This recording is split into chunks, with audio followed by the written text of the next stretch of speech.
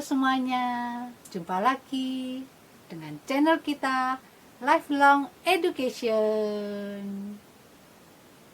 pendidikan sepanjang hayat.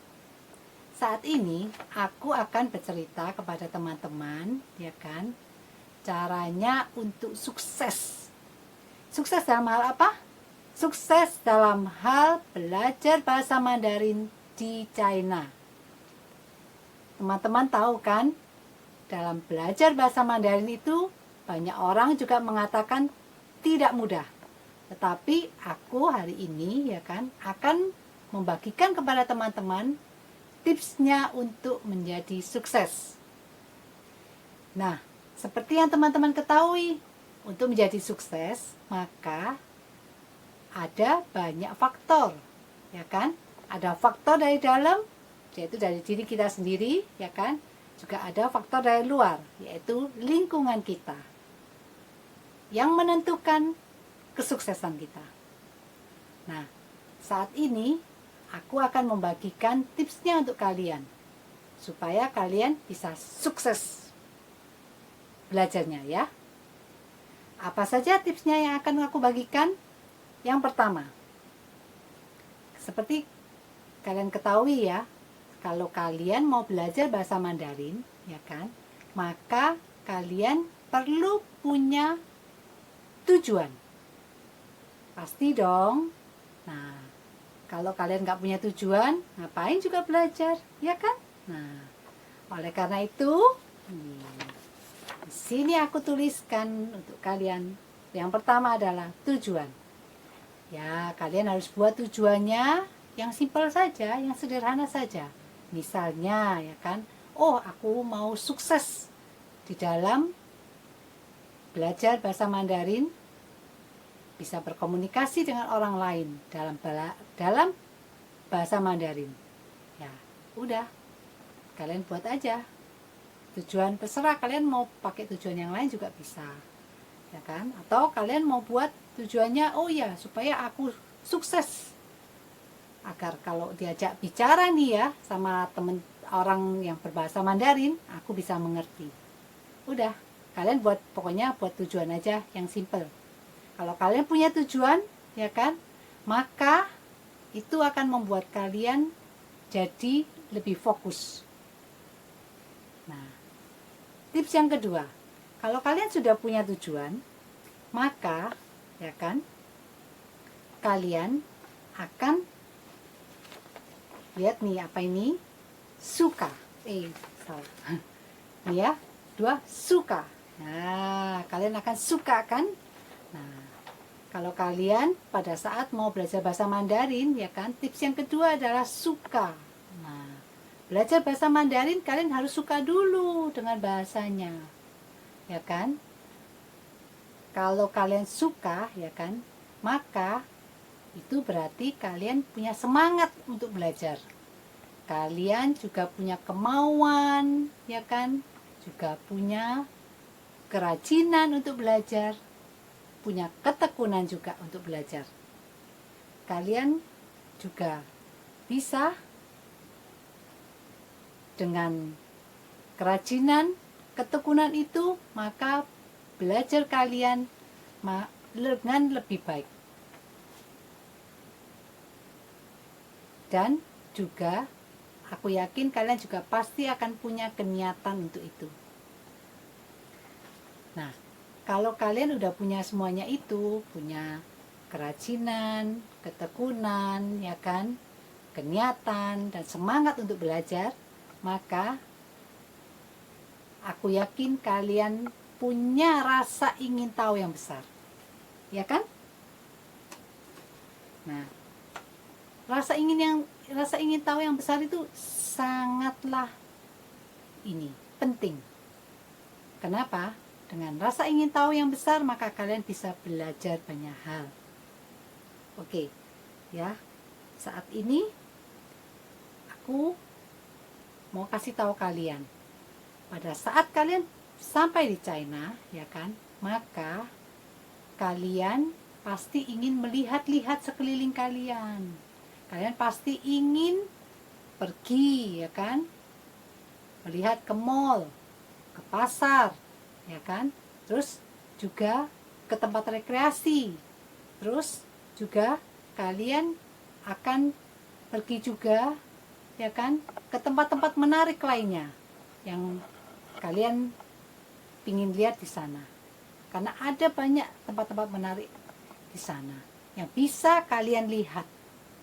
Nah, kalau kalian pergi ke tempat-tempat menarik itu, ya kan, maka kalian akan merasa gembira sekali, ya kan? Nah, dengan hati yang gembira, kalian juga bisa belajar banyak hal di dalam tempat-tempat yang kalian kunjungi itu. Tapi ya, jangan lupa, kalau kalian mengunjungi tempat-tempat itu, ya kan, maka kalian harus dapat mengendalikan diri. Ya, ini aku kasih. Oh ya, kalian harus dapat mengendalikan diri, ya. Nah, kenapa harus dapat mengendalikan diri? Karena kalian harus bisa membagi waktu kalian dengan baik. Yaitu kalian butuh waktu lebih banyak untuk belajar, untuk lebih fokus di dalam belajar, ya. Nah, kalian harus tahu ya, kalau kalian ini pergi jalan-jalan gitu, ya kan. Nah, kalian kalau tidak punya pengendalian diri yang baik, ya kan, kalian tidak bisa menguasai diri dengan baik, ya kan, maka kalian akan menghabiskan waktu untuk hal-hal itu semua. Pergi ke museum, ya kan, akan habis waktu juga gitu. Dan ke mall dengan teman-teman akan habis waktu. Padahal fokus kalian, ya kan, itu adalah belajar untuk menguasai bahasa Mandarin itu sendiri, ya.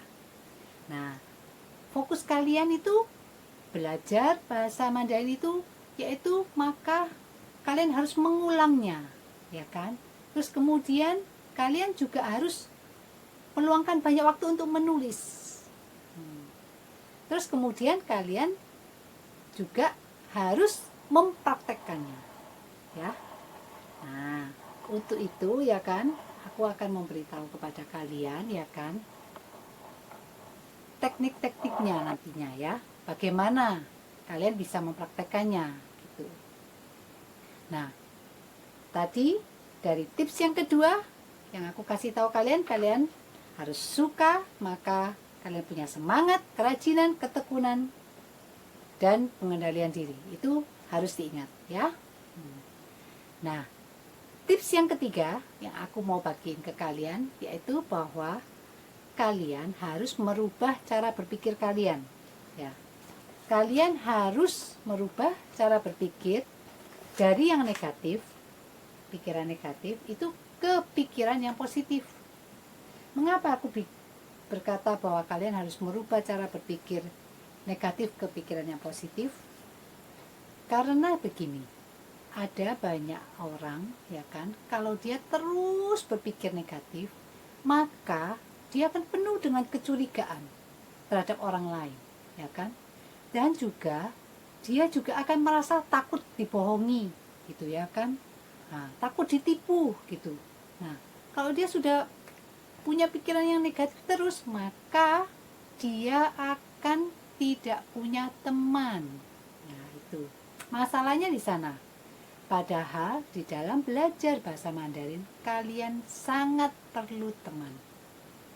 Jika kalian punya teman, maka kalian akan bisa sukses di dalam belajar. Nah,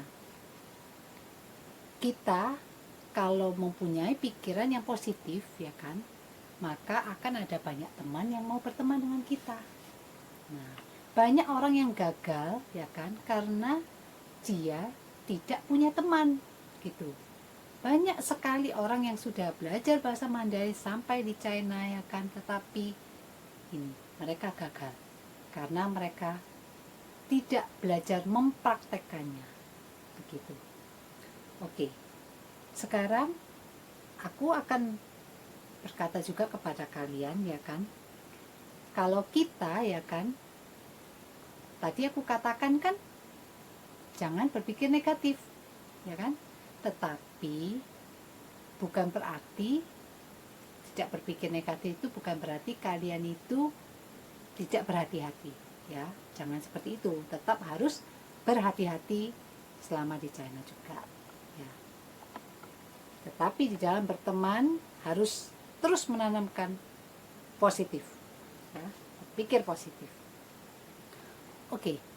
Terus tips yang keempat yaitu bahwa kalian itu harus punya keberanian. Nah, kenapa aku bilang kalian harus punya keberanian? Nih, aku tuliskan kan, keberanian. Nah, ya kan, tips yang keempat, ya kan. Keberanian itu sangat penting untuk kalian punyai. Dalam hal apa kalian harus berani? Yaitu kalian harus berani di dalam berteman. Maksudnya apa di dalam berteman berani? Itu kalian harus berani menegur teman itu lebih dahulu. Menegur orang lain itu lebih dahulu. Memang sih dalam sebagian orang gitu ya kan.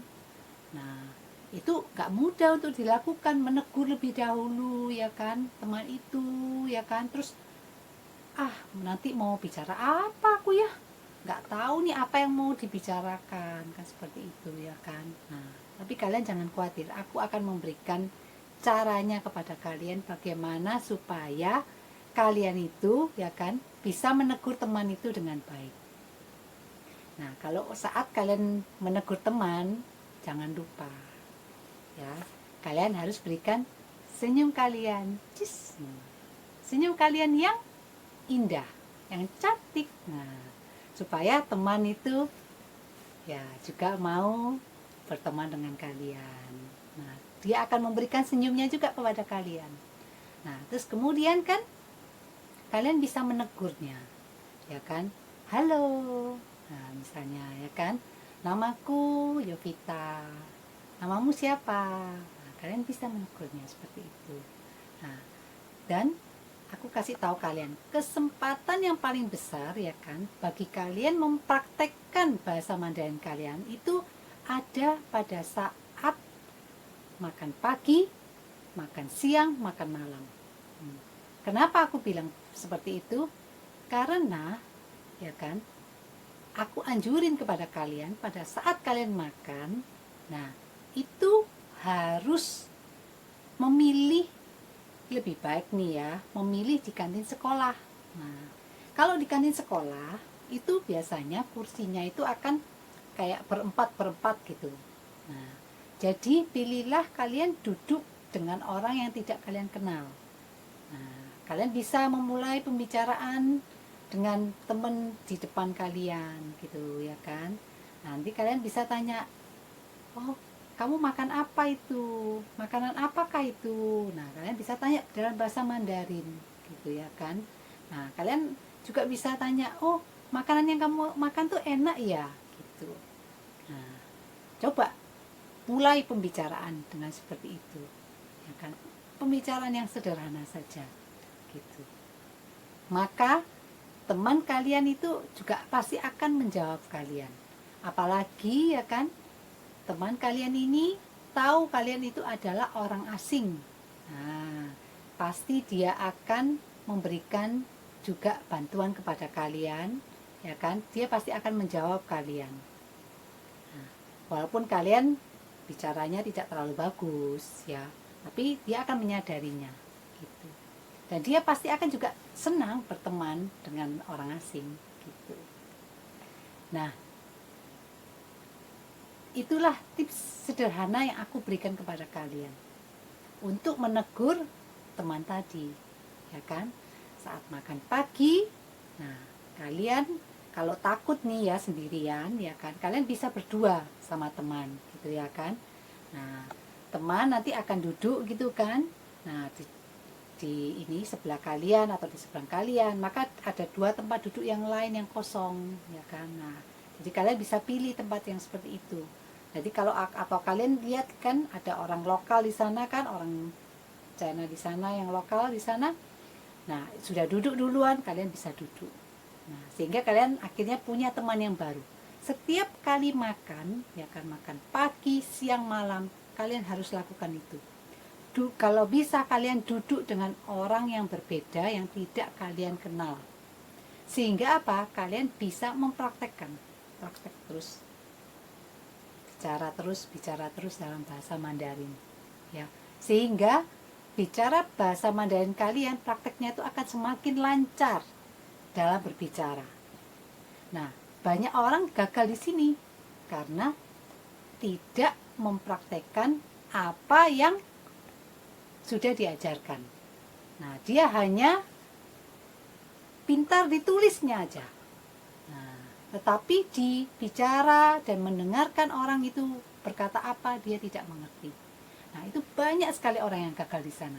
Tetapi ya kan, kita kalau mau sukses nih ya kan, kita harus melakukan itu. Kita harus banyak mempraktekkan apa yang sudah kita dapatkan. Kita harus bicara dengan banyak orang. Ya. Nah, maka dari itu aku terus menegaskan kepada kalian untuk berteman, ya, gitu.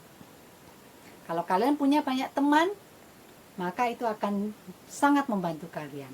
Ya. Oke, terus kalian harus berani apa lagi? Mengucapkan kata-kata dalam bahasa Mandarin itu tanpa merasa bahwa kalian itu nanti malu gitu. Malu aku, bahasa Mandarinnya aku masih belum bisa mengucapkannya dengan baik gitu ya kan, jadi aku nggak mau bicara gitu, takut aku nanti ditertawakan sama mereka gitu ya kan. Nah, karena kan mereka pasti kalau kalian pengucapannya salah ya kan, mereka pasti akan bisa menertawakan kalian. Kalian merasa mungkin kalian ada yang merasa nanti aku kalau seperti itu kan nanti aku merasa direndahkan sama mereka. Nah, jangan merasa seperti itu. Karena tidak seperti itu ya. Kalian harus mengerti ini adalah suatu proses, ya kan? Kalian harus berani mengucapkan kata-kata itu. Walaupun kalian belum sempurna mengucapkannya. Masih ada banyak salah di dalam nadanya. Memang karena nada di dalam bahasa Mandarin itu kan agak susah gitu ya. Tetapi kalau kita praktekkan terus ya kan, kita terus bicara,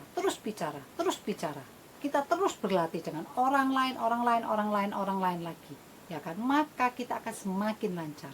Itu adalah suatu proses, jadi nggak usah takut, malu, takut bicaranya, nggak usah, bicara saja.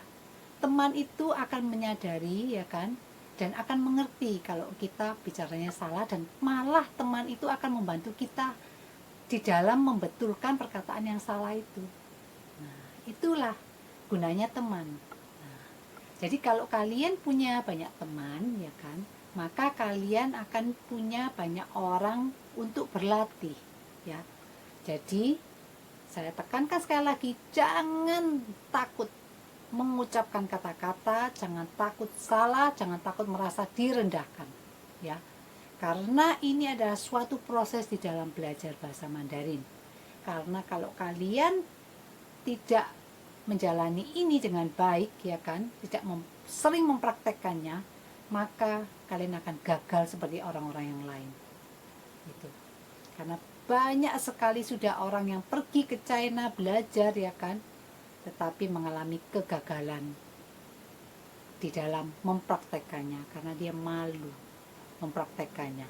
Maka dari itu saya sarankan jangan lagi seperti itu. Kita harus berani mempraktekkannya ya, berani mengucapkannya. Oke. Nah, kemudian kita tips yang kelima, kita harus juga mau mengikuti banyak kegiatan. Nah, kegiatan yang sudah diprogramkan oleh sekolah. Apa aja sih kegiatannya?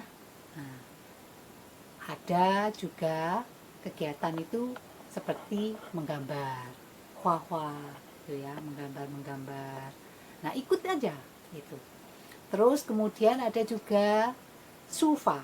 Sufa itu menulis kaligrafi. Ini juga bermanfaat buat kalian ya. Terus kemudian juga ada juga menyanyi. Nah, kalian menyanyi. akan menyenangkan, ikut aja gitu. Nah, supaya kalian bisa terus melatih bahasa Mandarin kalian, ya kan. Dan juga ada juga seperti kegiatan ini, Tai Chi Chuan, nah, olahraga. Nah, itu ada Tai Chi Chuan, ada wushu. Nah, itu kegiatan-kegiatan olahraga yang kalian bisa ikutin, ya. Nah, untuk itu semua, ya kan, kalian memang kalau mengikuti semua loh ya program sekolah pasti juga akan merasa capek gitulah ya. Nah, tetapi ya kan, semuanya itu akan memberikan kemajuan yang sangat berarti buat bahasa Mandarin kalian. Dan juga biasanya nih ya, untuk mahasiswa asing, sekolah juga biasanya akan mengajak kalian jalan-jalan gitu ya. Sebulan sekali sekolah akan mengajak kalian, membawa kalian ya kan, bersama seorang guru mungkin atau dua orang guru ya kan, untuk menemani kalian mengajak ke tempat wisata. Nah, jadi biar kalian nggak stres gitu, belajar terus gitu. Tetapi ya kan, selain itu semua ya kan, kalian yang paling penting adalah kalian harus waspada dengan pergaulan kalian ya. Jangan ini, apa itu, kalian cuma mau berteman dengan orang yang senegara saja gitu, jangan. Nanti kalian tidak akan berkembang gitu ya kan. Nah, terus kemudian jangan ikut pergaulan yang tidak baik gitu ya kan. Nah, karena namanya juga di China gitu ya kan. Nah, itu akan ada banyak orang-orang dari negara-negara lain yang mungkin bisa mengajak kalian gitu loh ya, untuk pergi-pergi gitu ya kan. Nah, tapi kalian ya tadi seperti aku sudah sampaikan, harus pintar untuk mengendalikan diri ya. Nah, kalian harus bisa membagi waktu kalian supaya ya bisa berkata tidak gitu untuk kegiatan-kegiatan yang tidak penting gitu ya. Nah, jadi kalian selama berada di China itu ya kan, harus terus punya semangat, belajar, belajar dan belajar, supaya apa? Bisa sukses ya kan. Nah, untuk itu ya kan, jangan lupa juga ya, kalian harus terus menjaga kesehatan kalian ya selama berada di sana. Nah, jadi kalian kalau mau betul-betul serius belajarnya, biasanya tuh pelajarannya yang diberikan untuk sekolah itu cuma ya 4 bulan lah gitu. Jadi 4 bulan 4 bulan setengah mungkin gitu ya kan. Nah, jadi kalian waktu saat itu terus rajin ya, rajinlah terus belajar. Nah, nanti kalau sudah sampai pada saat liburan, nah bolehlah kalian lebih rileks gitulah ya. Kalian bisa pergi jalan-jalan gitu ya kan. Dan juga kalian bisa terus mempraktekkan. Nah, mempraktekkan apa yang sudah kalian pelajari. Terus oh ya, satu lagi yang saya lupa. Kalian juga bisa mendengarkan televisi. Nah, kalian bisa buka televisi ya kan. Nah, itu bisa mendengarkan. Nah, jadi kalian juga bisa melatih pendengaran kalian dari melihat televisi. Begitu ya. Oke, selamat belajar bahasa Mandarin ya kan. Semoga kalian sukses membagi waktu dengan baik antara jalan-jalan dan belajar ya. Dan kiranya tips yang sudah aku bagiin untuk kalian ya kan, kalian bisa betul-betul mencapai kesuksesan. Oke? Sampai di sini dulu channel kita Lifelong Education. Kiranya kita bisa bertemu lagi di channel yang lain dengan pokok pembahasan yang lain ya. Sampai jumpa teman-teman. God bless you.